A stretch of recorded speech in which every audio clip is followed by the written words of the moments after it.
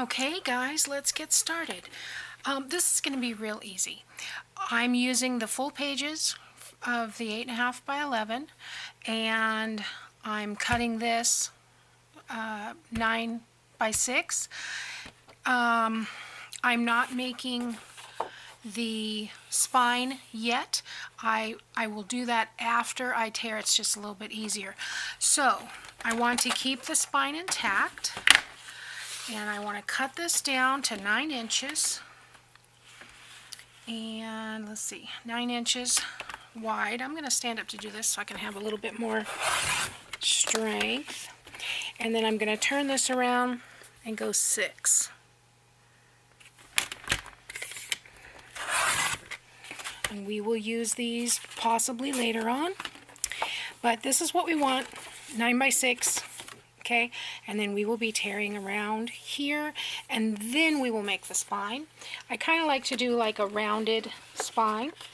So let's do that again. Like I said, it doesn't really matter which cut you have because we're cutting it off. So 9 inch this way. Oop, see? It's always that one little piece that doesn't want to go. 6.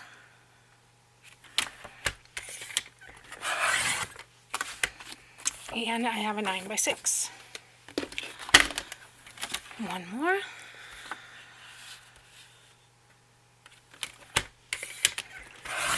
Nine. And 6. Okay. So these are just they're pretty sturdy, a little bit thicker than cardstock, but not too thick. It does work better if you start from the open end than it does from the folded end as far as tearing, but we're just going to tear off about 1/4 to 1/2 inch on these 3 sides. I'm not looking for any uniformity whatsoever. In fact, the more organic, the better. So I'm kind of pulling away as I'm tearing so that I don't go that way. All right, and then I can decide whether I want, you know, this to be the front or if I want it to go this way. It doesn't really matter. I kind of like it like that. Okay, not saving these. All right, so then we will repeat.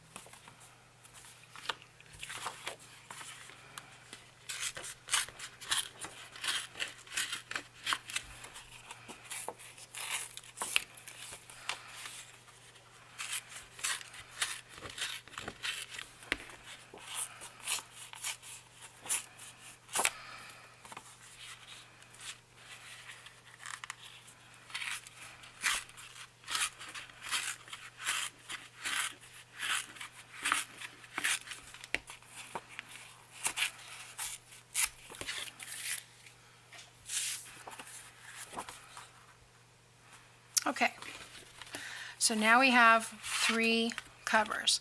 Now let's set those aside for a minute. And I'm going to put these aside for later with the ephemera. And I've kind of gone through and put these all together. I've got 5 pieces of coffee dyed paper. And I've got 5 miscellaneous pieces. So I've got a coffee dyed envelope, I've got a doily, I've got a piece of sheet music, and I've got some graph paper and some ledger paper. And then I have the 6.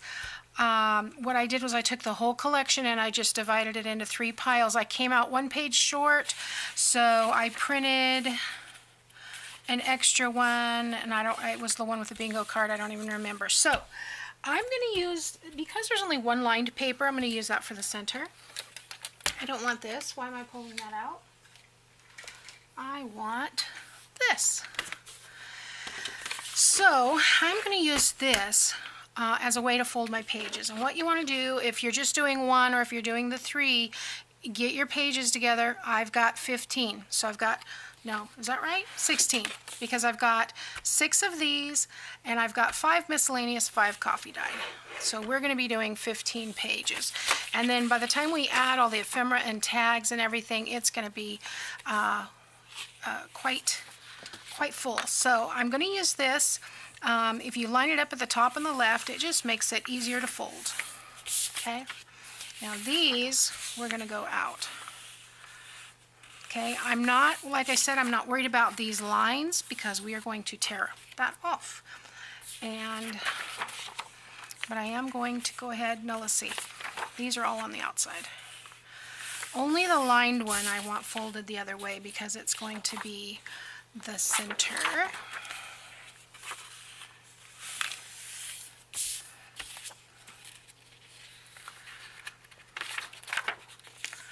So, isn't that beautiful?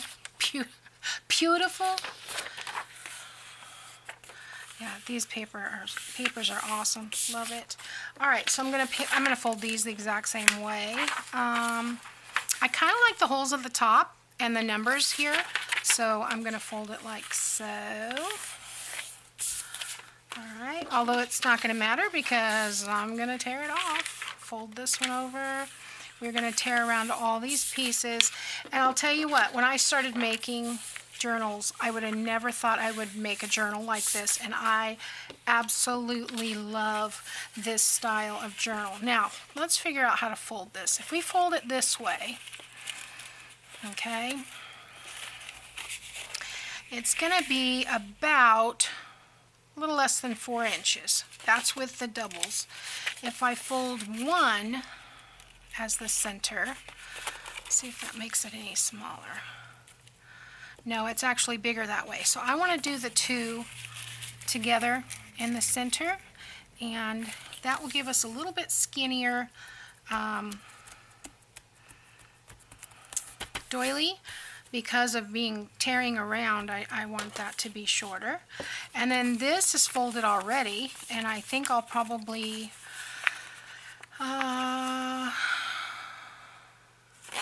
do I want to cut off the sides, or let's see. Yeah, I think I'm going to use this as a tuck here, and then we'll add something to the other side. But I'm going to use the tuck on the outside, so we'll fold it that way. And then I've got my 5 pieces of coffee dyed paper. These are printed on 20-pound paper, I think. But there again, I'm using what I have. I had a ream of 20-pound paper that was delivered by Walmart as a substitution, which I felt really ripped off. Actually, they downgrade the price. I didn't get charged for the 32-pound. But I like the 32-pound better. All right, so let's decide how we want this to go together. We've got coffee dyed. We've got our miscellaneous. I think I'll do that in the middle, so yeah, just like that. And then we've got these, and we're going to start with this in the center and just start loading. Actually, we're not. I lied. We're not. We're going to tear them first, okay? So I am going to leave them in the 3 stacks, but let's go ahead and let's start tearing, okay? We're going to start with this one. This is a little bit easier to tear than that file folder. And I'm going to do both sides, and then I'll do the edge. but you can see you want 1/4 of an inch to 1/2 an inch to tear off. If you don't feel comfortable going all the way down one way, just, you know, flip it over and go the other side. Now I've got a gouge there that I need to fix. Did I take out her face? No, not completely.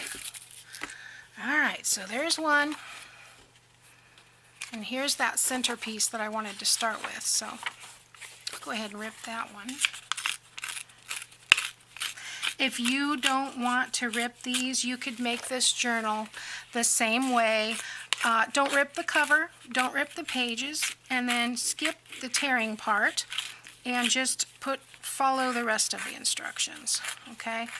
And it'll work perfectly. So let's do the rest of this. I'm going to fast forward here.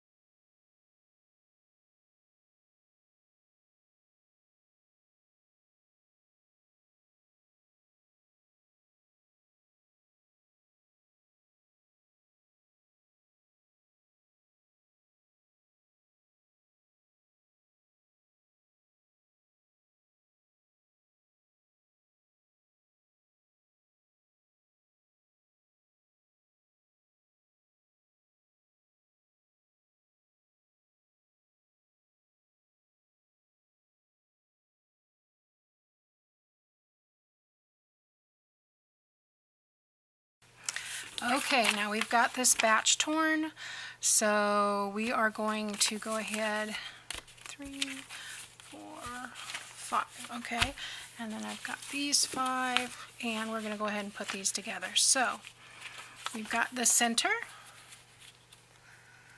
and we've got, my fingers don't want to work now. Alright, we've got that graph paper. We've got coffee dyed paper, and we've got a designer page. And we go back to this pile.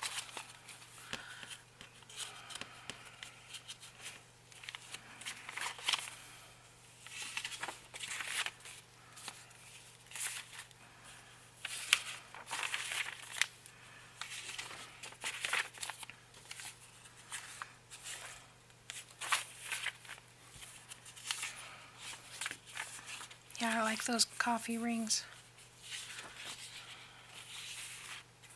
And then I need to decide which one I actually want on the cover.